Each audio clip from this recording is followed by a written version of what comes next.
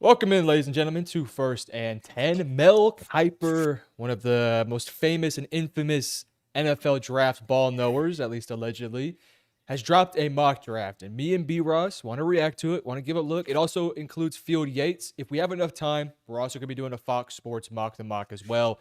B. Yes, Ross, we are. I think the number one question we got to ask here, you're a former scout, you're a former player, you've been through Yep. the draft process before. As respectfully as you can, what are your thoughts on Mel Kiper and his draft knowledge and process and things like that? Yeah. So when I first got into it, I'm like, this guy knows nothing. But he does and he doesn't. Just so he can see talent. Some years better than other. But it's just sometimes it's just that he's so sure on these guys. I'm like, you can't be no sure on any player because stuff happens in the NFL that you can't account for. And when you speak about character and all that stuff, he doesn't go into these schools to like know like the the makings of these kids. But overall, he's average at best in evaluator to me. I think again, just some years is better than others, Yeah. but the whole can't miss prospect, you can miss. It's a whole bunch of prospects you can miss on, and but then you turn around and see guys that he didn't like turn out to be studs. Is just kind of like why, and part of that I just truly believe is just he just struggles to evaluate, but he's not terrible. He's not as bad as some. So All right. With that said, let's hop over here now. Oh, wrong graphic. My apologies. As you can see, this is the YouTube video that they just dropped. This is Mel Kiper, ESPN. We're going to kind of skim through some of it because, a lot of it, they're just talking about their process. We'll kind of hear them out a little bit. Then we'll give our thoughts and opinions of each thing. B. Ross, make sure you can hear it. If you can't hear it, let me know and I'll restart it. But I got let's you. jump into it. The regular season is officially done, but the mock draft fun has just begun. 18 spots locked in, and Mel Kiper and Field Yates are drafting them all. That's coming up. Plus, as always, we respond to your questions, your takes. The Raiders, the Jets, the Cardinals, the Titans, the Giants, the Browns, the Commanders, the Saints, the came back. Moment. Let's 130. gets that first pick. The mock draft officially open. Here we go. The pick is in. Here we go. Mel, we talked about it already. We talked about how the Raiders have the first pick.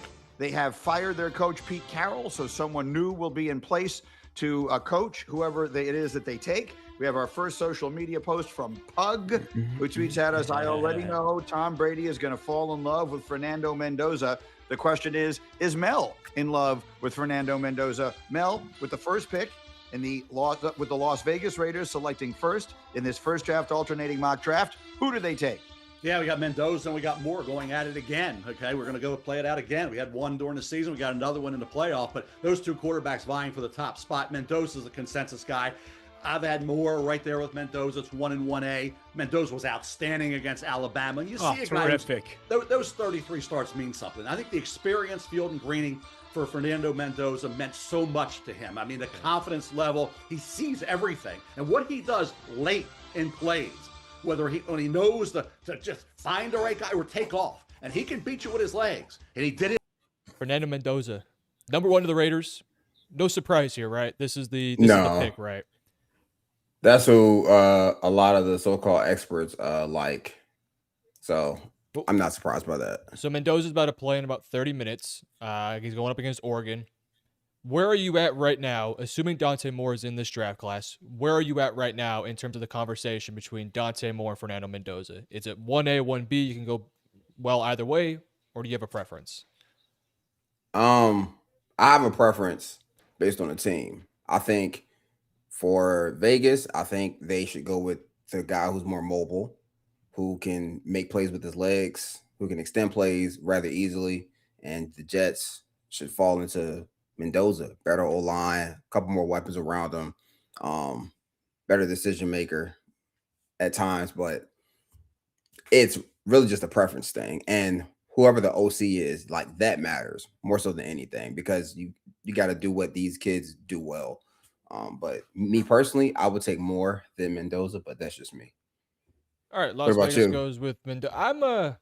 again, I flip flop on this one. I personally right now have Fernando Mendoza in front of Dante, and of course over Ty Simpson. Speaking of which, Trinidad Chambliss got denied his waiver, so we'll have to see if he ends up going in this class or not. He That'll has to. he might they can I think they can They can appeal counter it. it. Yeah, they can appeal it, Yeah. but we'll see if that Yeah. goes through. I think this game, Oregon versus Indiana, is going to tell us a lot between the two quarterbacks. I honestly think this might be a game that maybe decides who the number one pick is in some ways. I don't know if it does because, like, Indiana is a well-oiled machine. That's the Kurt Signetti well-oiled machine, and all Mendoza has to do is just turn the car on and park it. He doesn't have to. Like, to me, Dante Moore has to take it out, wash it, back it out of the garage, and put it on the highway to get it going, like to get the offense going. Like, to me, they're just different. Like, different things are needed. In order for me to take Mendoza one, like he has to dominate, like play a clean game how we did versus Bama. This Oregon defense isn't Bama's defense though, so you know what I mean. But like, I want to see him play a clean game because in the past he struggled with turnovers versus better ranked opponents. So we'll see. It's going to be a good game. 100%. If it's anything like Ole Miss versus Miami, sign me up. Yeah, sign me up. All right, so we're going to skip over some of the stuff here. They're just going to talk about Mendoza, the fit with the Raiders. Let's go ahead and skip over to the number 2 pick here. Currently perceived. But with that said, Field, who do you have the Jets selecting at number 2? Yeah, I hear you, Greeny. It's listen, if you could have your druthers, right, as a young quarterback, maybe there is a different organization or organizations you would prefer, but it's not like the Jets are picking near the top with like the Chiefs and the Rams and the Eagles and some of the preeminent powers in the NFL year in and year out. It's going to be a tough road to hoe no matter what. But, and assuming Dante Moore Jr. comes out this year, the New York Jets select Dante Moore Jr., quarterback from Oregon, who was about to make his 20th start in a huge game against Indiana in the semifinals of the college football playoff. We have talked about Dante Moore throughout the season. 6'3", 206 pounds, lankier in stature, but a guy who has very, very good downfield accuracy. Frankly, good accuracy all over the field. Very creative player as well. That, to me, would be the edge he has over Fernando Mendoza. There's more ability outside of structure, in my opinion, for Dante Moore than Fernando Mendoza, but he's not the same level of passer, in my opinion, as Mendoza, who's 6'5", 225 pounds. I don't know if I agree with that. I was about to say the same thing. I don't agree with that statement. Like that very last statement, I do not agree with. Not even a little bit. He was talking about accuracy, like his accuracy being good all across the field. I'm like, he's got good deep ball accuracy, good intermediate accuracy. He's kind of all over the place underneath though. And I think the more that I've watched tape on Moore and Mendoza, obviously Moore is a little bit younger, well, not a little bit, a lot younger than Mendoza. Yeah. I'm not sure I really buy into the whole idea of like Dante has this super, super high ceiling and Mendoza doesn't have a high ceiling. I really feel like their ceilings are pretty close to one another in a lot of ways. I don't know how you feel about it, but yeah, I mean, I don't hate the pick here. I think it's the right pick, but their description of Dante Moore I find to be a little, I don't want to say wrong, but just a little bit off. Is what I put it. To me, it's kind of incomplete, like the way they described him. Yeah, it's incomplete because Dante Moore and Mendoza, like the thing they both struggle with is, to me, so it's one thing I look for in quarterbacks who run a lot of screens and RPOs, and it's ball placement. Where do you get the ball to your guys? Because everything's predicated on catch and run.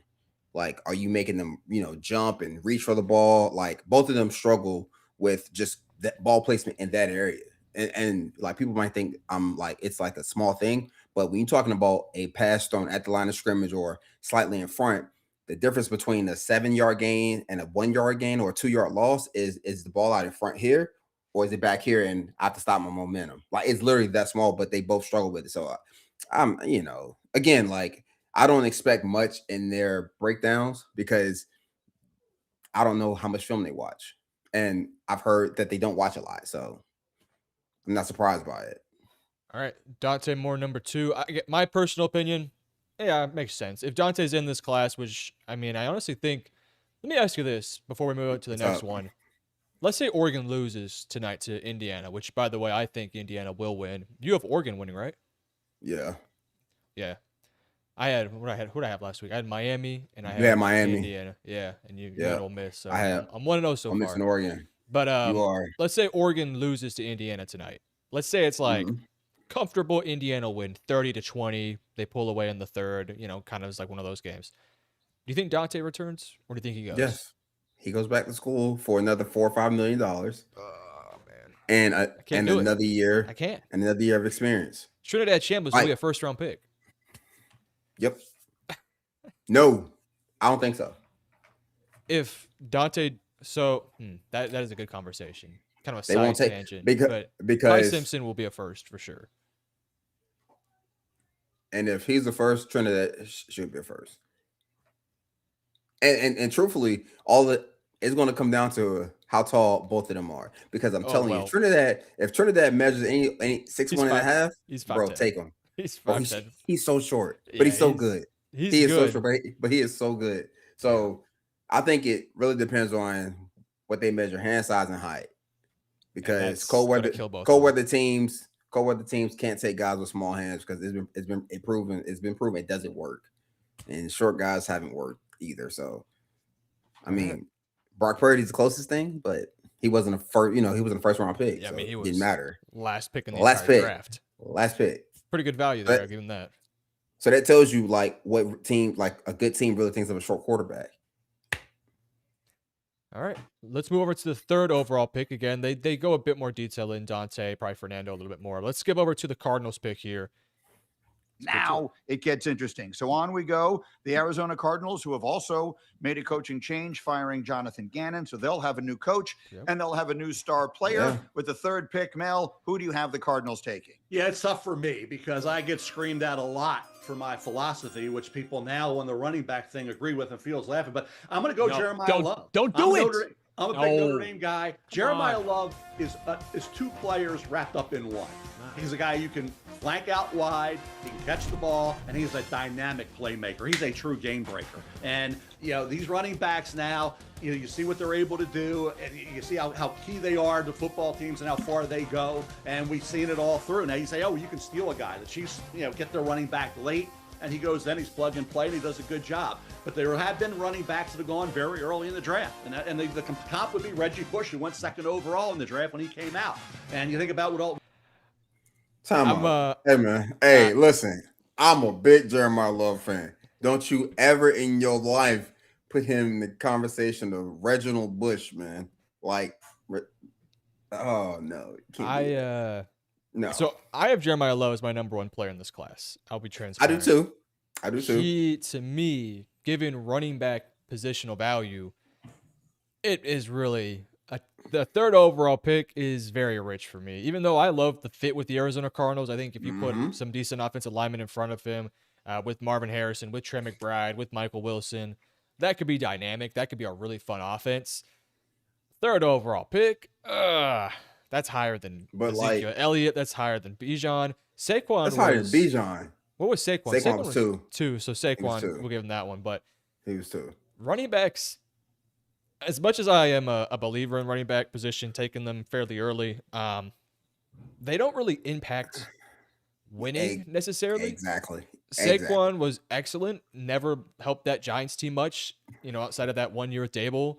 Bijan's probably one of the best running backs in the league, and they Falcons, despite having London, Penix, Pitts, have been 8-9 for can't win games that matter. Exactly. The only running back to me that has been able to elevate his team is Christian McCaffrey, but he's not just a running back; he's also like their number one receiver too. I think he leads the team in rushing and receiving yards this year. Well, and that's why I justified it for Bijan going that high. Like the year he came out, because usually I'm with you. Like, I don't like it, but like I remember scouting Bijan. I'm like, he can do everything Christian McCaffrey does, everything. Like, and Falcons don't use him that way.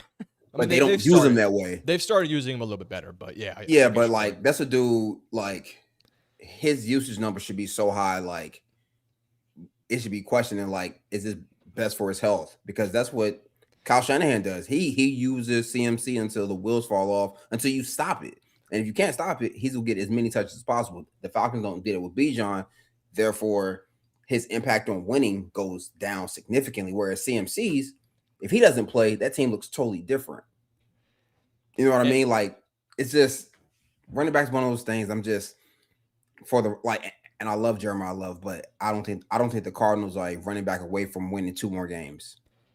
And the other thing too, in regards to it, I can justify taking him that early if he's like a really dynamic receiving threat. Yeah. I don't think Love's a bad receiving threat, but he's not McCaffrey. He's not what Bijan was. It's Do you think I'm not a fan of this pick. Do you think he has it, but Notre Dame didn't use him that way? Because like he has some of the same like skill sets to like do it. Yeah. Which is why I don't totally hate it. I hate it because we talk about building a team. History tells us that this shit doesn't work out. Look at Ashton Jeanty. Ashton, it didn't work with Saquon. It's not working with Bijan. It didn't work with CMC in Carolina. Granted, I think he went high. Yeah, I think you know what I mean. 8, I want to say 8 or 12, something like that. Yeah. Yeah, but like it doesn't work. It didn't work with the Cowboys and Zeke. It does not work. It didn't work with Josh Jacobs when he was drafted late in the first. Najee Harris was drafted late in the first. First round running back. Derrick Henry, second round. Yep. 13,000 yards in 10 years. Just saying. That is true. So, you know what I mean? I just don't see when you look at history tells me, and then just building the team, I can get 2 backs for the price of 1 who can do separate things. Maybe one does, like, you can find that value. Is just like they have so many other holes. Now, I will say this is a bad running back draft class. There's maybe 5 to 6, maybe 7 instant contributors. Everyone else is kind of a stash, develop, kind of see what they become kind of guy. Would that maybe make it to where Jeremiah Love is justifiable at this spot? Because it's like, if you're Arizona, you're in this spot at number 3. This is a weird spot for Arizona, because it's like you want to go offense, but you can't go quarterback because Ty Simpson is not the 3rd overall pick. You can't. It's tough to take a tackle here because it just feels a little early. You don't need a receiver, so really it's either I'm picking an edge rusher, Bain, Arvell, David Bailey, somebody like that, or Jeremiah Love, the best player, right? So I don't love the pick, but I think when you frame it like that, it does make the pick a little bit more justifiable. And maybe Kiper explained that. That's assuming like these backs who get drafted later don't pan out, are really developed, really projects, because some of these guys might not be projects. Some of these guys might be better than what they were in college. It's just they didn't get the same usage. Yeah. Or they didn't have Marvin Harrison Jr. where 2 guys got to go out with him. Now I have a light box. I played in school where I was a guy. I had 8 in the box, still was productive. You know what I mean? So it's so many just different things. Like, I can see how you can justify it, but if you have to justify it as a team, it's the wrong pick. Opposed to just taking the pick and just saying he's the best player. All right, there we go. Let's move over to the number 4 pick. Got I'm good with that sort of arrangement as well. Arizona, absent major roster shakeup between now and April, which, by the way, is going to have to include figuring out a quarterback. I would not be on board with this pick. Okay, on we go. We're going to have to pick up the pace on some of these we picks. will. Here we go. Rapid fire. That was worth the discussion. But we are on to the 4th pick in the draft, the Tennessee Titans. We know they went quarterback last year, number 1 overall in Cam Ward. Field Yates, who do you have them taking at number 4? Thank you, Mel. Once again, I'll take Arvell Reese, the edge rusher linebacker from Ohio State. And Reese had a great season this past year. 6.5 sacks. He was kept off the sack stat sheet during the college football playoff for Ohio State, but a guy who blossomed this season. In 2024, he was not even a full-time starter for Ohio State, but when he was playing, it was about 2/3 of his snaps as an inside linebacker. This past year, his first year as a full-time starter, his first year playing under Matt Patricia in his NFL scheme, he was about 2/3 of his snaps playing as an edge rusher. We saw him break out in that regard. He has got excellent length. He's extremely aggressive and athletic coming off the edge as well. The versatility is there. I would rather him play edge rusher as a default position and sprinkle in linebacker only as needed, kind of like where Micah Parsons has landed now as a prospect. Not the same level, but still that sort of archetype. but Tennessee needs more defensive building blocks to go along with Jeffrey Simmons, who was remarkable this season. Arvell Reese would be a home run pick. All right. Reese goes number 4 here to the Tennessee Titans. I feel like we've done this pick before. It just makes a lot of sense in a lot of ways. They need another pass rusher on this defense. They need kind of a playmaker slash just something on that defense. They got pieces defensively, but again, let's be honest, they're a very incomplete unit on that side. It's hard to be mad at this pick. I will say my one concern with Arvell is the simple fact that he doesn't have a true position right now. But I do believe he has all the potential in the world to develop as an edge rusher. It's just the question of, are you okay spending a top 5 pick on a player that just recently changed positions and only has about 500 snaps off the edge? Right. So it's tough. I mean, but obviously the potential is there. I mean, you called it, though. You said it earlier this season. Like, to me, he has to play on the edge to get the most out of him. Yeah. Like for as high as teams are taking them, you don't take middle linebackers that high. No. You know what I mean? So if you're saying, he's a top 5 pick, move him to the edge, have an impact the passer. Like, but yeah, it is kind of, to me, to your point, it is risky to take a guy who doesn't have a real position and like doesn't have, not like Micah, who was like, Micah was a different prospect coming out. Like, I don't think like he was an awful. He fell to 18 because it was this fandom character issues with Michael Parsons. I'm serious. I know. I remember the locker room stuff. I remember. Oh my God. I'm like he's a kid. Like people forget, like he didn't play his last year, his junior year because of COVID. In his first 2 years, he was dominant as an off-ball linebacker, and then went 18th and turned into who he is now. So I just like Reese does have that archetype, but Michael Parsons had way more snaps, just on the field snaps. Like, Reese, this is like real first year of like being a full-time starter. So it's kind of like, do you take this guy 4th overall with so many question marks? But I don't hate the pick at all because he is talented and he does have a role. To your point, to me, he's a weapon. You just got to have a defensive coordinator who's creative enough to know how to use him. Yeah, I think the comparison between him and Micah's, it's always been kind of fascinating to me. Micah was a full-time off-ball linebacker at Penn State. The only reason why Dallas even tried him off at the edge is because they had like 3 dudes go down with an injury in the first few weeks. Of course, the main guy being DeMarcus Lawrence, and they needed pass rush help. And they said, well, Micah's got the size, he's got the juice, let's leave him out there. And the first 2 games, he goes out there and has like 3 sacks. And it's like, yeah, ridiculous. This guy's special and ridiculous.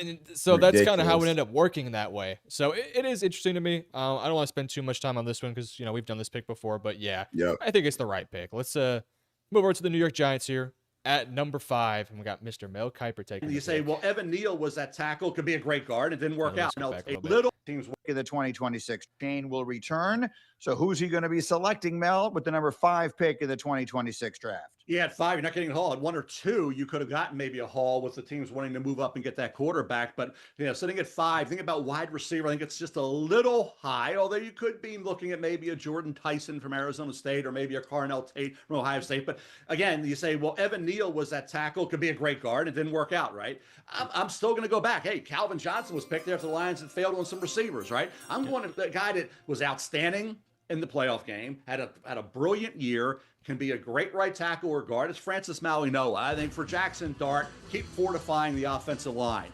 Obviously, free agency is going to impact this line as well. Mauigoa to me feel, boy, you talk about entertaining to watch. What he did, getting out and getting Curry out of that play on that critical first down. Okay, the ability athletically to do what he can do, whether it's going down the field or whether it's going towards the sideline, doesn't even matter. This kid can move, and he's a destructive run blocker. Did a heck of a job keeping that defensive end, at bay and pass pro as well. Keeps that frame between the defensive end and the quarterback on a regular basis, and he is a powerhouse, and he is a guy who will maul you. To me, that's going to assist the running game. You get Scattaboo comes back. You got Tracy. You got Dart emerging. Fortify the offensive line with a guy who could be a great right tackle or a great guard. Forget about the. Look, I'm not mad at the pick. I'm really not. Not even a little bit. And I love the way he described it too. By the way, yes, he did a great job. there. I like That's the way you key. described it. He did. He did. No, I have no issue with it. Like he's my number one lineman. So Yeah, he is take too him. for me. Like, The way he's playing in the postseason has been very impressive. And the man, whole concept of having, I mean, Andrew Thomas is injured all the time. You can bring back Jermaine Illuminor, figure out where you want him. I love the idea Yep. of his play style with Scatabo, Dart, and those weapons. It works. Yes. I don't hate this Physical pick. mean. It's not a pick you typically see. Yeah. You've been seeing a lot of receiver here, but if you're not going to go downs or you're not going to go receiver, Francis Mauigoa checks out in my book personally. I'm right there with you, brother. Like, I love his tape. He's playing some good football right now. Great football right now. And to Kuiper's point, tackle or guard. Like, me personally, depending on the team, I think he can be a hell of a right tackle. But if you have two tackles who you love, you kick him at guard and keep rolling. The Giants don't, so I say you put him at tackle. All right, let's move over to the next pick. By the way, this mock draft is only the first 18 picks because these are the only picks that are secured spots here. So let's move over to the number 6 First overall round. This is the first of those, the number 6 pick in the 2026 draft. They have fired their head coach, Kevin Stefanski. So we will see who the new coach of the Browns is and who is their new young star going to be at number 6 field. Yeah, the Browns are going to stay somewhat local here. As I'm going to give them wide receiver Carnell Tate from Ohio State. And GM Andrew Berry, who after the Kevin Stefanski firing addressed the media, talked about how we understand we have to rebuild this offense. That's the key here, right? This defense is close to championship caliber, or at least in the very, I think a top 8 or so defense if you were just picking them up like a draft order around the NFL. So Carnell Tate, a player who was the number 2 wide receiver on his own team, but don't forget his number 1 wide receiver was Jeremiah Smith, who could be a top 3 pick next year when he is eligible. Carnell Tate may not blow you away with his speed. It may be, I don't even know what his time speed is going to be. It'd probably be solid. I don't know if it's not going to be 4.29 or something like that, like Matthew Golden last season. He's on the short list, though, at least in my opinion, for most pro-ready players in the class. Pristine route runner, didn't drop a single pass all season this year. Good vertical threat as well. Smart, instinctive down the field. Very reliable for Julian saying. To me, we've done this pick multiple times. Yep. I must I admit, love this pick. I like Carnell Tate a lot. I do believe now that I have Jordan Tyson well above Carnell Tate now. It used to be really close. Did you? Yeah. So my whole thing with Tate, I really like receivers that can create after the catch. And it's so frustrating with Tate when he'll make this spectacular catch. He'll get out in space.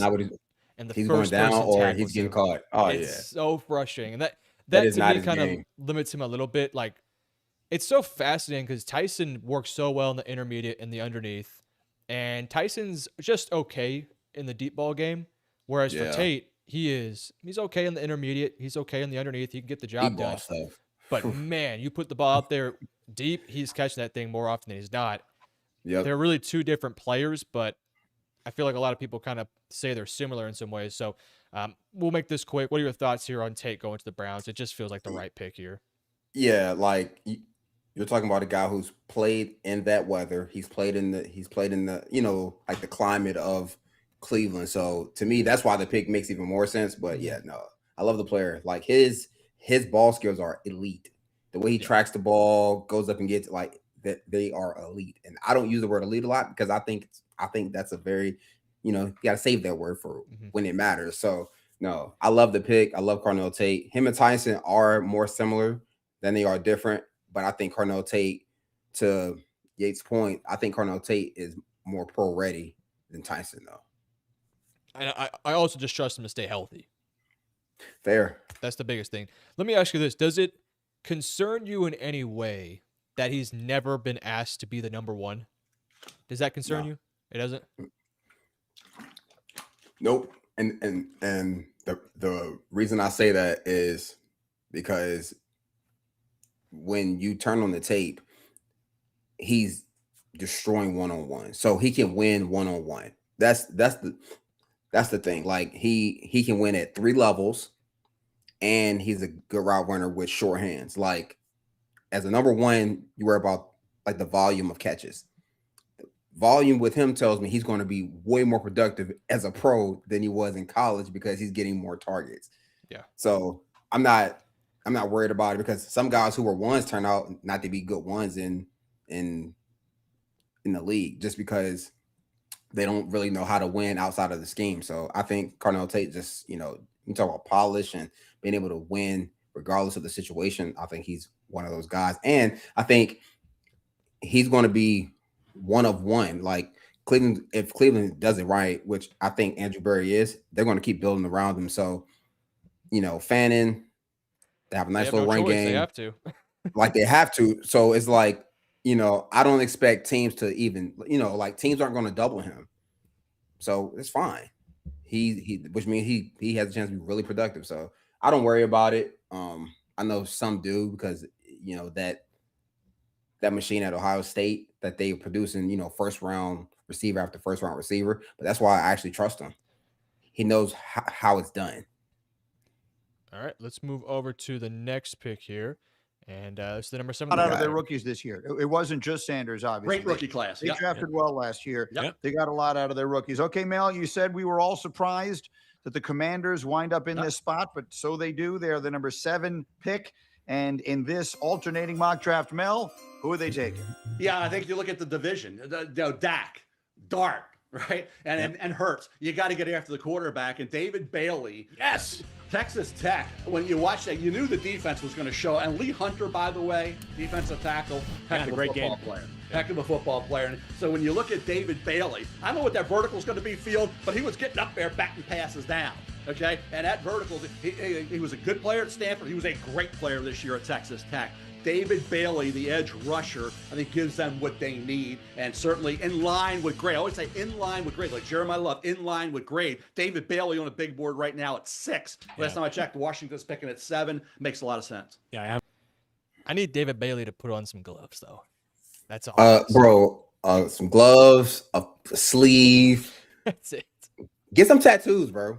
Yeah, get your arms tatted. It's something. He looks like a generic player. Like when you're creating the player, it's just like, oh yeah, here we go, bare arms, and he's just out there and he's destroying people. That's the sad part. He is a monster. I was a little late on David Bailey. Admittedly speaking, I had him. What, I have him 6th in my edge rushing rankings through like the halfway portion of the season. I got to watch in sort of the back end of the season, got to rewatch some of the first initial film, and I started realizing, like, I think I was just being harsh on this guy. Now he's all the way up to, I think, my number 2 or 3 pass rusher. He's incredible. He's been dominant in the play. Well, he was dominant in that singular playoff game. He's got juice. He's got speed. I think I discount him a little bit in the run game. Kind of getting back to that, I thought, you know what? He's competitive in the run game. I'm not saying you have him on running downs if you have better options. But if San Francisco took him, which they're not going to be able to, but if San Francisco did, you let Michael Williams get that snap on run snaps, and then on passing snaps you come in. When it comes to Washington, they need juice. They need playmakers. They need youth. David Bailey makes a ton of sense. The only asterisk to him as a prospect is some of the off the field issues, the character concerns. But character stuff, yeah. If you believe in the player, if you believe in the production, if you believe in the juice, the explosiveness, yeah, this is the right pick here for the Commanders. Yeah, I like David Bailey a lot. I don't know if he's going to fit what Washington does down in and down out. Like their 4-3 team, put your hand in the dirt. That's not David Bailey. David Bailey stand up, 2-point stance. So like it matters because schematically, it with like front end coverage working together, like it matters to me. Ruben Bain fits more of what they do, just on a scheme basis. But I do like the player. But I would probably go with Ruben Bain right here. And to people who might say, "Oh, Dan Quinn was with Micah Parsons," I think Parsons and Bailey are a little different. Parsons was always a hand in the dirt guy, always. Yeah. And Bailey, I should say that Dan Quinn started off Micah as a 2-point stance guy. After about a few games, he started putting that hand in the dirt. Hand down. And it was disgusting. So, yeah, there would be a bit of a learning curve for Bailey if, he's going to have to be asked to play How in big that is David 4-3. Bailey? 6'3", 250, 6'3", 248, around that range. My whole thing is I don't hate the pick because they need a guy that just has some straight up juice because they have a Dorrance Armstrong. They have other pieces there that have a bit more size to them and weight and mass, but they need somebody who can fly off and get to that quarterback. If that's what you're looking for, I think Bailey's a better fit for what they specifically need. But in terms of the schematics portion That's of the game, fair. Bain is a better player for them. So I think That's either way fair. you can't go wrong. But I'm not mad at the pick here for the Commanders. No, I mean, like, he can wreck a game. If you Yes. want to drop back like Dallas, like teams like Dallas who want to drop back 35 times and throw it, he can be a problem, especially for a team that doesn't have a right tackle. Like, Yeah, I know. He- Don't mention it. Don't mention it. I know.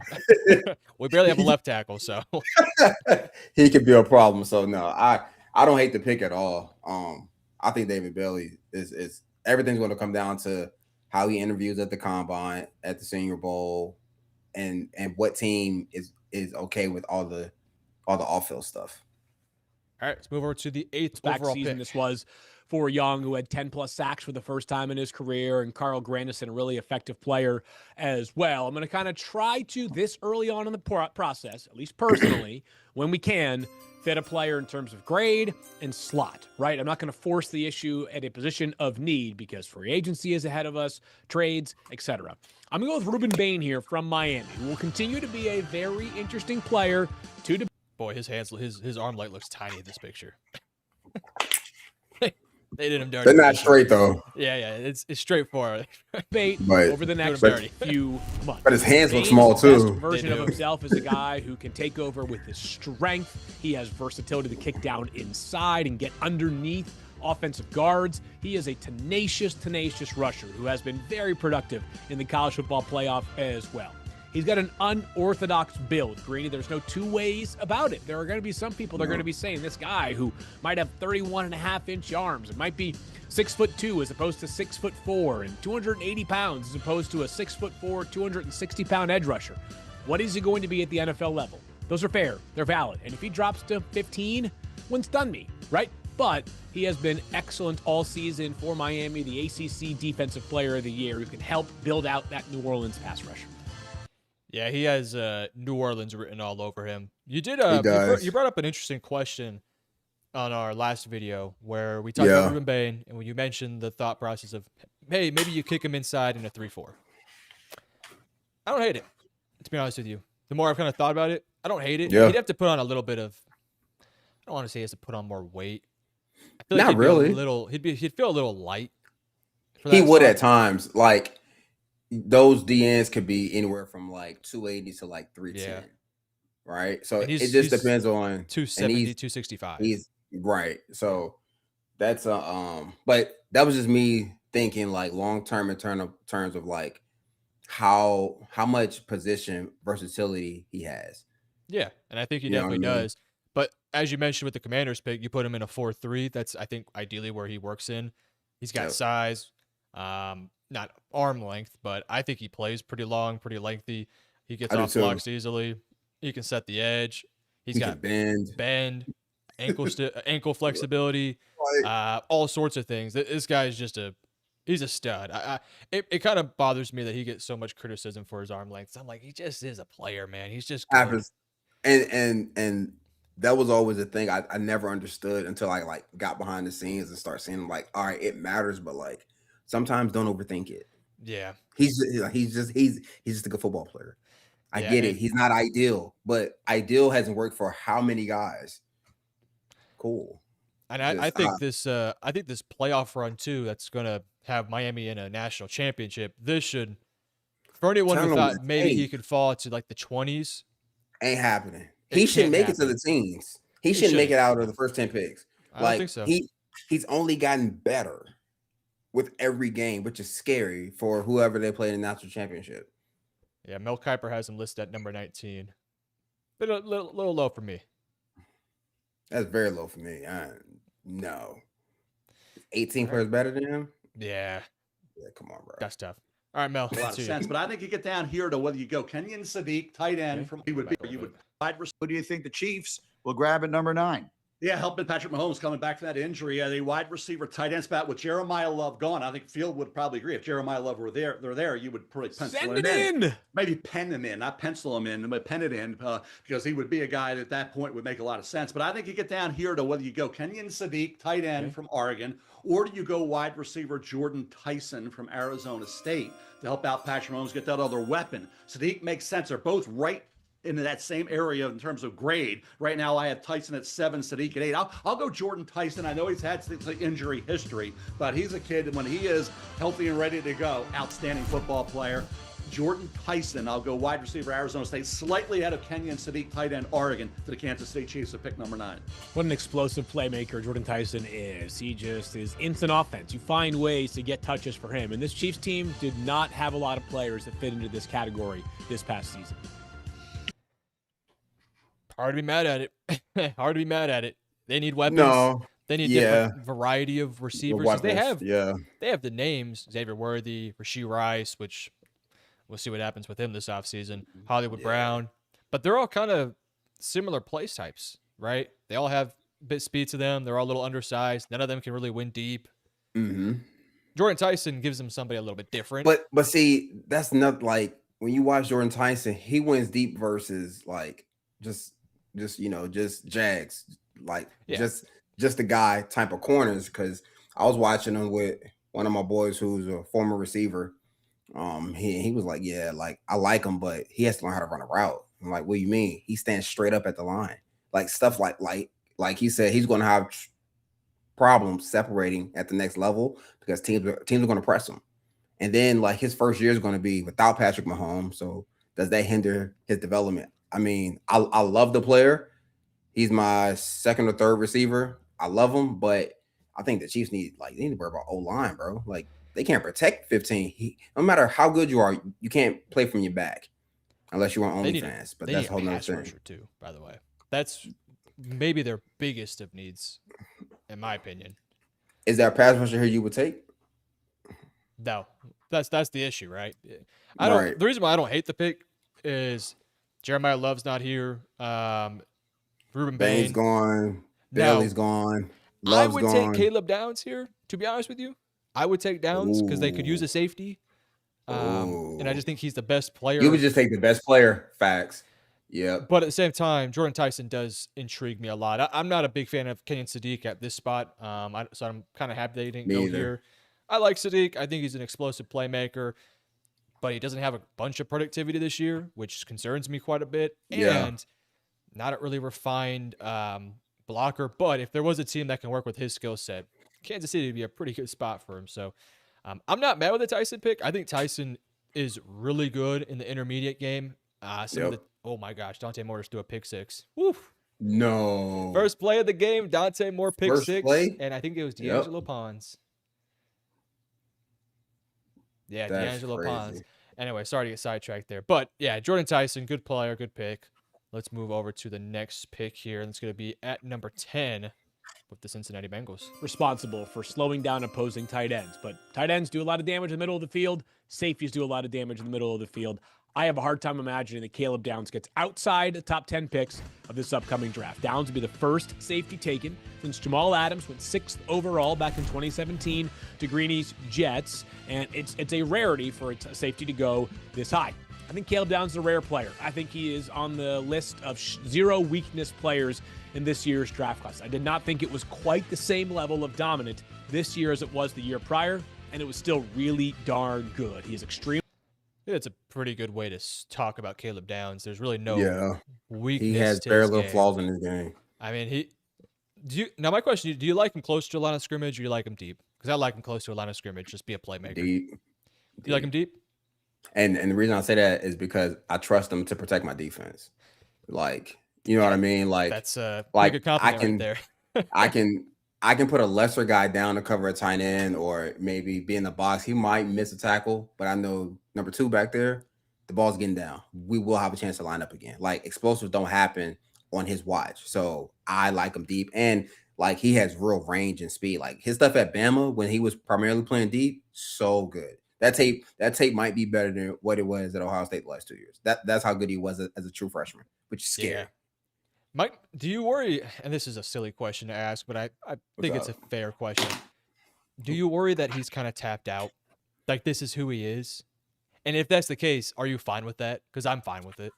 I'm good. If you told me he's not going to get better, but he's still going to, be productive, like he's just this is who he is. He's still an all-pro safety. That's scary. That's crazy to think about.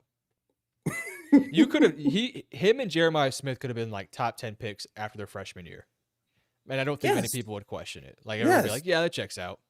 Yes, 100%. 100%. And I love the pick here for the Bengals too. I think their young secondary is getting a little bit better. They have some guys in the defensive end. By the way, who's the guy? Who was the pick they took from Clemson a few years ago? Murphy? Clemson. Murphy, something Miles Murphy? Miles Murphy, yeah. He kind of has picked it up a little bit. He's starting to play a little bit better ball. So maybe that gives you a little hope that him, Joseph Osai, Shamar, if you bring back Osai, of course. Yeah. But yeah, I mean, Caleb Downs, I kind of would feel bad for Downs because he'd be on a not a great talent team. But I mean, going from Ohio State, Cincinnati, pretty easy moving cost there. Let's move over to the Dolphins with the 11th overall pick.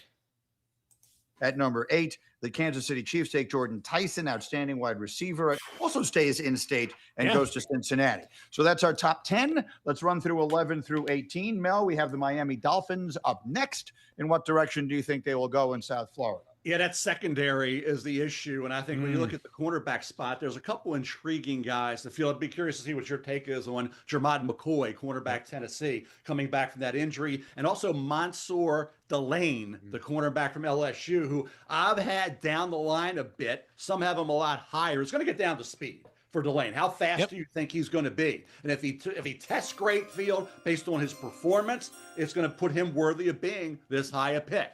So for the sake of this, I'm going to be optimistic, I guess, with Mansour Delane and go him over the injured, coming off an injury in Jermod McCoy. So I'll just take a chance here that Delane's going to answer the bell and he's going to run the 40 that's in the range we need it to be based on performance, workout. But that's going to be critical. If he does drop down a little bit, I'm waiting it out on that. But for this mock, I will go Mansour Delane, cornerback LSU. Is speed a concern for you? Like Kiper kind of mentioned it. No, I thought he was pretty fast. I wasn't. I did too. Like now, it doesn't have top. I look at speed the that's tape. 4.3, but like you don't need it. No, like it's because if you need it, then you're getting beat a lot. He doesn't get beat. You know what I mean? In that way where he's running, all you see is ass and elbows. Like, no, he's not chasing guys. So that's why like kind of like the speed stuff gets blown out of proportion. Like, if you run 4.3 and you need 4.3 too often, you're probably not a good corner. He's a really good corner who can cover. So I don't necessarily agree with that take, but I do love this pick.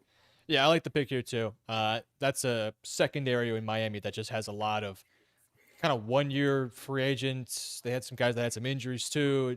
They improved a little bit as the year went on, but yeah, they need a long-term staple in that cornerback one position, and I think Mansour Delane can fit in there. Let's go over to my Dallas Cowboys. It was the best of times. It was the worst of times. The offense was outstanding. The defense was just hideous. I look so happy. So where do we see them going at number 12? I believe it's a legal obligation of every draft analyst doing a mock that involves the Cowboys to have them going defense with their first pick. So I'm going to go Keldrick Falk here, a pass rusher out of out of Auburn, excuse me. And I'm not quite as bullish on Keldrick Falk because I think some of our colleagues here at ESPN will be. I'll be curious where Mel thinks he goes. But Falk is not just an LTPer, as Mel, I said, looks the parter. But Keldrick Falk is a guy who had a great 2024 season. He had 7+ sacks for Auburn last year. Big wingspan, long, smooth athlete coming off of the edge. The production was way down this year. Just a couple of sacks this season. I don't think he's got this first step quickness that blows you away, but he covers so much ground. There's been a little bit of a, how does he compare to Michael Williams, another huge player last every time, it's not just Field Yates, but every time I see Keldrick Falk to the Cowboys, it just makes me roll my eyes. I will say this. Fit to me. It doesn't fit to me. This is kind of a Jerry Jones pick. I can see Jerry Jones making this pick. But my issue is they need to get after the quarterback. you have big boys up the middle Well, now that can stuff the run. They got to get after the quarterback. I mean, they have Donovan Izaraku, who was really good against the run this year and is still developing as a pass rusher, but he's got some juice. But you need somebody next to him, right? And they're going to bring back Jadeveon Clowney. He's really good against the run. You have Marvin Overshone. I just look, I think Falk has all the talent in the world, but I just don't think he really fits what Dallas needs. And I think he's much better in a 3-4 than a 4-3. Well, that was my next statement. But we don't know we don't know who the coordinator's going to be, though. We don't know who the coordinator's going to be. So this defense could look different next year. Where now, if they draft him now, it's Kenny Clark or it's Quinnen that knows, Kenny at the 3, Keldrick at the other end is like, oh, no, that's better.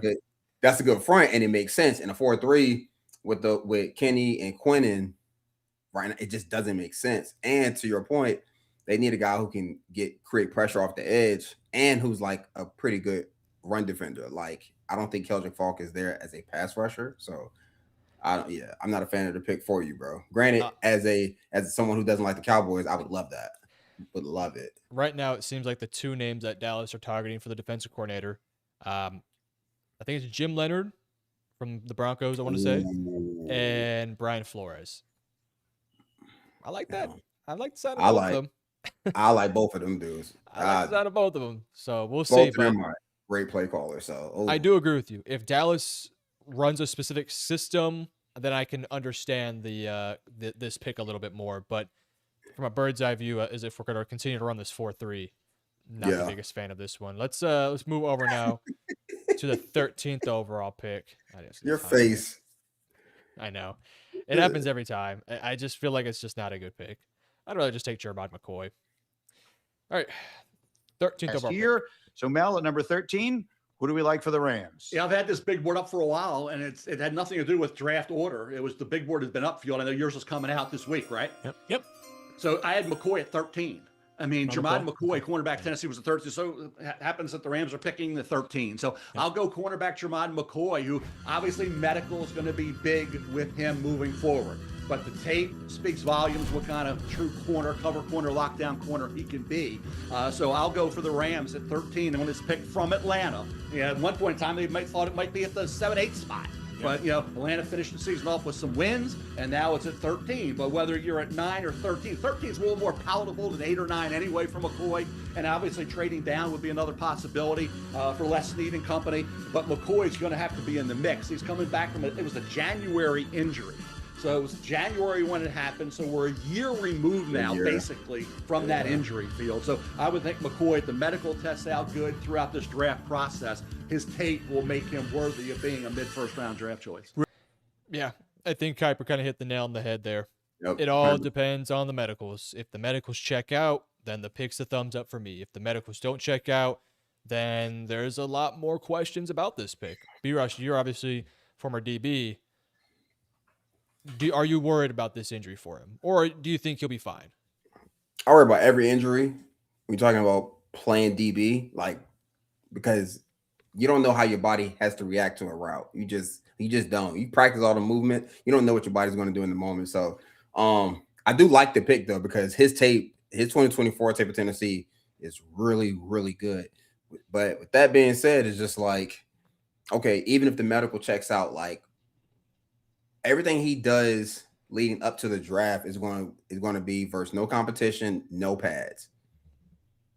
You know what I mean? It's just kind of like, all right, do you trust that? And then say we bring him in because what has happened before, and I've seen it where guys, you do all of that, then they have a setback in rookie mini camp or OTAs. Now they're out part of training camp. So now they miss a crucial learning time in terms of reps and the system and things like that. Now they come back halfway through the season. Now that half of the rookie year is gone, and they're just floating, they're fighting to float and stay above water. So, with that being said, I really like the pick. I just, the Rams are a team who can afford to take that chance, though. Yeah, you know what I mean. So it makes sense. I wouldn't like it if this was the Dolphins, because the Dolphins need corners. The Rams are still a playoff team who can survive because they have a good pass rush and have serviceable corners whom they like. So for the Rams, great pick. Bruce Leroy, however you say it. Leroy. He said, "Hell no to Falk." I'm with you, buddy. I'm with you. Yeah, man. bro. I'm out on that one. Like that pick don't make sense for Dallas. Not even a little Not bit. yet. Not right now. All right. Number 14. We will take a quick moment of silence about another heartbreaking loss. The Zay Flowers fumble of 2 years ago, the Mark Andrews drop of last year, and now the miss wide right. No team finds more horrible ways to lose these games. One way or another, they slot in at number 14, Field Yates. Who are they going to take? Give me Mekhi Lemon, wide receiver from USC. This team needs a second wide receiver for this offense. Keep in mind that Isaiah Likely is going to be a free agent come March, and the signals have been that he is going to walk somewhere else. On top of that, Rashad Bateman became kind of a ghost this year. Now, he missed some time due to various health things. That being said, he signed a $36.75 million extension this past offseason and really did not deliver this year. You could convince me to take Denzel Boston here because he would give you a bit more balance in your wide receiver room. You have Zay Flowers, your wide receiver one, who's a pint-sized but explosive playmaker. Mekhi Lemon, even if he is also similarly short-statured, though, plays a different kind of ball than Zay Flowers. He catches everything that comes his way. He's so tough. He's incredible after the catch as well. Really just enjoy watching Mekhi Lemon. I don't disagree with what he said in terms of play style. Yeah. I also think I would have went with, if you're going to go receiver, Boston gives you a different body type from Zay Flowers. Yeah. I wouldn't have. I worry about having two similar body types. But That's 100%. I also would have just taken Spencer Fano here. Oh, they do need O-line. Yeah, like I wouldn't have gone receiver. And Mekhi Lemon's my guy. Like that is my guy. That's your guy. I'm not taking him for this team. To your point, your room now looks very, very much the same. Like just in terms of stature, build, different play styles, but like, and the crazy part is he would be the strongest one. Like the youngest one, he would be the strongest one in terms of like play strength. But they have way bigger holes, and it starts up front on both sides of the ball. On both sides, yeah. On both sides, because they struggle to stop the run, and they struggle to. If they didn't have Derrick Henry, one of the greatest backs the NFL has ever seen, that run game would be atrocious. Let's just put that out there. Let's call a spade, because they struggle to protect Lamar all year, and they struggle to create consistent running lanes. But Derrick Henry is also 6'5", 260, so it doesn't matter at points. So I'm with you. I would have went O-line or even D-line, because those are like, even if you build your board out, like it's some good players you can get in this spot right here. We got a comment from Halsey HFW. He said Ronald Reagan was president for Mel Kiper's first TV draft. Bro, that's actually pretty impressive for Kiper to be doing it for this long. No, it's not. He gets to go on ESPN from January to April, say all this stuff, and then no one holds him accountable. It's the best job in the world. What does Kiper do during the from like July to November? Just travel to the islands and watch film. Like You're right. Big chilling. Well, let's sneak in four more picks here, gentlemen, in the time that we have remaining. The Tampa Bay Buccaneers, Mel, are up at number 15. Very disappointed not to get in over the weekend in that three-way tie in the NFC South. Who do they take? Defensive meltdowns. I mean, they look at what they did. I mean, the defense giving up points. To go back to the Buffalo game when they thought they were in that game, and then Josh Allen in the second half went wild. As he always does. Sonny Styles is a guy, I have a linebacker out of Ohio State, I believe it, number 12. Number 12, and it's a former safety who can run to the football, and he can be the spy on the quarterback, okay? He's got that sideline-to-sideline range. He's a guy certainly kept improving from that position change. So to me, the best football is ahead for one Sonny Styles, and you had Arvell Reese. It's hard to be mad about that pick. I love this pick. Yeah, this is right. No matter who's doing what, this is a Tampa Bay pick all day to me. Well, they just needed linebackers. All their linebackers are 50 years old. They need youth there. They need speed, playmakers, somebody that can go from sideline to sideline. That's what you need. Yeah. Is there another player you would take right here for them? Just play devil's advocate? No, I don't think so. If Styles is on the board, you got to take Styles. Unless like a Ruben Bain falls or a David Bailey falls, like that would check out. But no, I'd go Sonny Styles here. If he's here, you take him. I mean, yeah, unless he gets in some off the field issues, which I don't think that's going to happen. But right, yeah, I'm taking him here. All right, All right. 16th. Can't take him here because the Jets just sunk 2 first-round picks into 2 very promising offensive tackles in Olu Fashanu and also Armand Membu last year. But I wanted to mention that Fano belongs higher on the board, in my opinion, than this.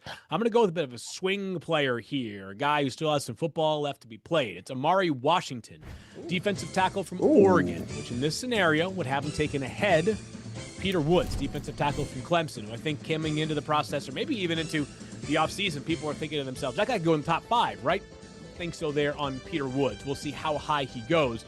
Washington, to me, though, would be a very interesting big swing from the Jets. He's got all the traits there. He's got this gigantic wingspan. He's actually, I remember Jesse Palmer, I believe it was on the last call of the Oregon game, referred to him as one of the better athletes. I think he said one of the better athletes amongst defensive linemen in college football or something to that effect. He was very praiseworthy of Amari Washington's athletic skills. He was right, by the way, because this guy moves in a very, very unique manner, does Amari Washington. And while the production is just okay, it's not going to be a position where you have to rely upon the box score here. Trust the traits here on Amari Washington. Very disruptive defensive tackle. Listen, every time I hear I'm my right-handed guy, my least favorite word in scouting is traits. Oh, he has all the traits. He's traitsy. What oh my God, makes my balls itch. Like, it bothers me because you're talking about a top 20 pick with traits. Cool. If that's how you draft, I don't think the Jets are in a position to draft traits. Not with Peter Woods sitting right there. Like, proven production. That's my issue. Yes. And I was going to say it. I was going to pause it and say it, but I was going to let him speak. This is not a team that can take a swing. They have to hit. They have to hit. Bro, they have to bet 1,000 on these picks in the first round. Yeah. Like, they have to. And I like Amari Washington. I like his game. I like his upside. But that upside is not top 16. This is exactly how Shamar Stewart got drafted in the first round. Traits. Yep, this is a little bit too much of a swing for me. I also agree with you. I think I just would have taken Peter Woods, who I think is getting a decent bit of prospect fatigue here. Let's move over to the next pick. This is the Detroit Lions pick here. Production is just okay. It's not going to be a position where you're disruptive. Began this season with Super Bowl aspirations.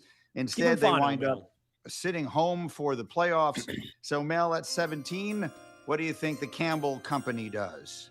Bain Jr., Reuben Bain Jr. went at 8 field, correct? I think that's where he's gone. Yeah, he's gone. We talked about Akeem Mesidor from Miami, and a guy that can play outside, inside. You can move him around, and a pass rusher. Aiden Hutchinson's a big-time performer.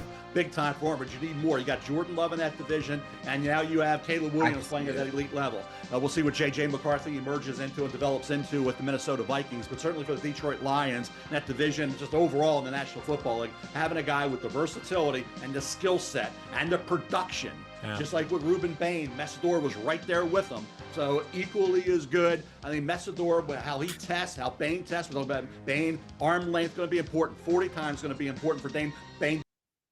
This feels like a Detroit Lions pick in a lot of ways. It does. It does. He's like 20. I don't hate it. I don't hate the pick either, by the way, because they need another pass rusher. But Spencer Fontane's there. You need a tackle. You need a guard. And that's where my head went. But at the same time, like, Dan Campbell is like unorthodox. You got to stop people, and he is unorthodox. And like, if Akeem Mesidor is the Detroit Lions type of guy, we'll know by the combine interviews. Like, we'll know that he's probably going to go in the first round. Yeah. By the way, he had an injury in the bowl game, or not the bowl game, the championship game, whatever. And he went out there the very next drive. I was like, yeah, there's going to be a coach out there that's like salivating about that. And you're talking about the Detroit Lions. Dan Campbell? Yeah, what? This kind of does check out. But I do believe they got to get to that offensive line a little bit here. But I don't hate the pick. I don't hate it. Well, like, I love his tape. Like, you talk about strong, powerful, explosive. He's a little older. I can deal with that. But like, when you talk about the O-line in this draft class, I think you got to address it early, more so than late. Yeah. Which is why I would probably take Spencer Fano, but I don't hate this pick at all. And this is definitely a Dan Campbell. This is a Dan Campbell, Brad Holmes type of pick all day. All right, let's get to what I believe is the last pick here. I think Rams are going to be Minnesota at Vikings are 18. up. Gosh, I really want to give them Spencer Fano. I just think he's worthy of being taken in the first 18 selections. But this is one of the rigors of doing something in conjunction, and also when there are so many needs that will be fleshed out during the pre-draft process for free agency and the draft. I'm going to go Kenyon Sadiq here. Wrap things up with Kenyon Sadiq because I think there's some question about whether TJ Hawkinson will be back with the Vikings next year. They absolutely love as a blocking tight end what they get from Josh Oliver, but Kenyon Sadiq is a difference maker. And yes, this Minnesota offense, biggest question mark is quarterback. But the old adage of a quarterback's best friend or a young quarterback's best friend, it should be Justin Jefferson, but a reliable young tight end would do the trick as well. Sadiq, a premier athlete for that tight end spot.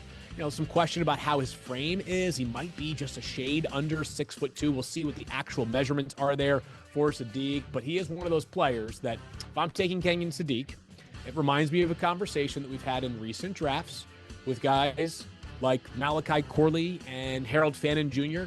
You need a play caller who is. What you think? I'm What not you digging thinking? this one. I'm not digging this one. What you think? My thing is like, if you have a quarterback that can't get the ball to Justin freaking Jefferson, What makes you think Kansas City's gonna make this shit better? Oh, excuse me. It's gonna make it better. no, speak your mind. Because That's wild that just pissed me off a little bit. I'm like, he's one of the best route runners, separators, all this stuff, every receiver in the game, and he can't get him the ball. Just a knock over 1,000 yards. And we think that a young tight end who's saving grace is his speed and I'm like, Athleticism. but okay, but they can't get. He got speed and athleticism. Like he has Addison. Like they have good weapons. He could get TJ Hawkinson the ball. I know. TJ's damn good tight end. So I don't know. Just take Peter Woods. They need interior defensive line. Take Peter Woods. Take a corner. Maybe on Terrell. Colton Hood. Just take Spencer Fano. Kick one of those guards to center. Go help 9 get more possessions of the ball, either on defense, or you go get him some protection. But to go and just get another pass catcher, nah, man. And one who can't block. You already can't run the ball. Wow. That's doubling down. We're gonna really quickly. We're gonna run through this Fox Sports mock draft here. I'll share my screen with you, just that way you can hear it. Again, we're just gonna skim through this. We spent a lot of time on that first mock draft, so B-Rush, you can see the screen, right? Yep. All right. Obviously, first overall, Fernando Mendoza. Second overall, Dante Moore. We've talked about that. Third up, Arizona goes with Jeremiah Love. We talked about that as well. Mm-hmm. Tennessee takes Arvell. New York, instead of taking who are they taking the other one? Francis Marianoa. They take Cardinal Tate here. Cardinal Tate checks out. We've made that pick before. Spencer Fano to the Browns. Checks out. I like that pick. I mean, I would take Francis there, but yeah. Yeah, same thing. Oh, okay. Here's kind of the first big one here. New Orleans Saints take Keldrick Falk. Feels like a schematic fit for sure. Yeah, I can see them doing that. That's that's New Orleans fit for sure. I think they just might need a bit more juice there, but I'm not mad at that one. Oh, here's an interesting one. 9. Kansas City takes Kenyon Sadiq. This is their Travis Kelce replacement. And that's so I just think that's a bad way to go about drafting. Oh, let's replace our Hall of Fame tight end. Let's replace him with a Kenyon Sadiq. That's a lot of expectations to put on a young player. Bro, that's so much. Jamar McCoy, 10th to Cincinnati Bengals is Jermod McCoy. I don't think corner's their biggest of needs. If McCoy was healthy, then I can kind of understand this, but I'm taking Francis Maui-Noah here, or I'm taking David Bailey. I'm taking I don't know, something else. Jermod McCoy, I'm not a big fan. You got Maui-Noah, Bailey, and Bain just staring at you right there. Yeah, and Bain. And you need a combination of those type players up front. Yeah. 11, Miami goes Francis Maui-Noah. Yeah, I don't hate that. Yeah. I will say though, they just took Jonas Savaianea, who I think Francis is a much better player than. I'm not trying to compare him, but I do wonder if Dolphins fans will be a little worried about that. My Dallas Cowboys go David Bailey. Hell yeah. That'd be a good pick. That'd be a good If you pick. got Bane, Mansour Lane, and David Bailey on the board for Dallas at 12, oh yeah, run that. I don't know who you I'm taking. Who you taking though? All three are staring right All three there. are staring at me. Man, Mhm. that is a tough spot. Again, it depends on what my D coordinator is. If my D coordinator runs a 4-3, I'm taking Bane. If I'm running a 3-4, I'll take Bailey. And I will pass on corner and wait to draft like Colton Hood with my second first-round pick. So that's what I would do. Ooh, Rams go Mekhi Lemon. We did a mock draft a few days ago where I believe you took Conception. No, Cade to Conception. Yes. Yeah. And I don't hate it. I don't hate it at all. No. I mean, nice. Devontae cap number next year is like 18, 20 million. So if he's there, I'll be kind of shocked a little bit. He's got injuries too. That's the big thing. Yep. Baltimore goes Bane Jr. They would love that. He'd be that such would a be good a great pick. That'd be such a good pick. 15, Tampa Bay goes Cassius Howell. Checks out again. Sonny Styles. That's what I'm taking here, but they do need some pass rush juice. Cassius for sure offers that right there. Jets that's a great pick. Lane. I love that. Great pick. That's a great pick that's for a the good Jets. Pick. Board falls like that, you take it. Yeah, I mean, ooh, I like that pick. Detroit goes Caden McDonald. I like that one too. Him and Tyleek with potentially Roy Lopez coming back. I like that. This also does feel like a Detroit Lions pick, by the way. Wow, Minnesota skips on Sonny Styles to go with CJ Allen. Interesting. That's a preference for sure. That's that's just a flavor. Just who's your flavor? Yeah, I do wonder what Minnesota's defensive coordinator is going to be if they are able to keep Flores or if he ends up leaving. We'll have to wait and see. Oh, interesting one here. 19, Carolina goes Casey. Another receiver. He is a different body type they could use, but true. I don't know. I mean, who would you take here? Does he make Bryce Young better? Yeah, I'd say so. I say take him then. You know what I mean? Like, and I'm with you. I think he makes him better because he doesn't have to push the ball downfield. He can get him to him. Screens, bubbles, vertical.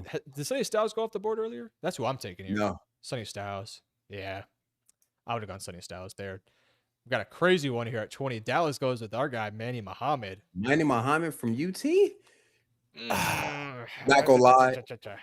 I have like 5 or 6 corners over him who I would take. He's like my 9th or 10th corner right now. Like, and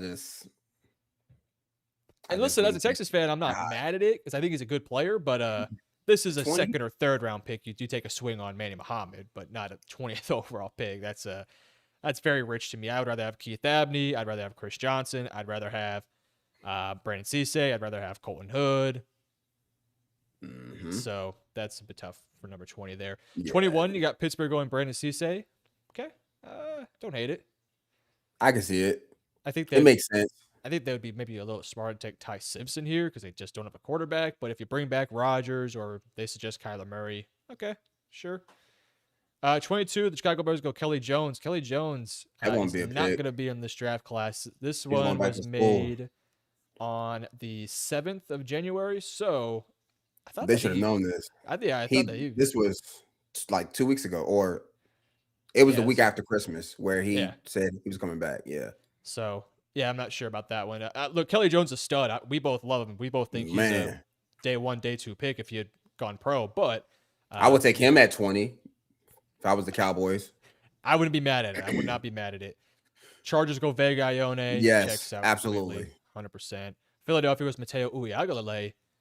He might go. He might be a 1st round pick. He might be 1st. Yeah, he's working his way into there. I had him in my top 5 for a reason. It's pretty good. I liked him.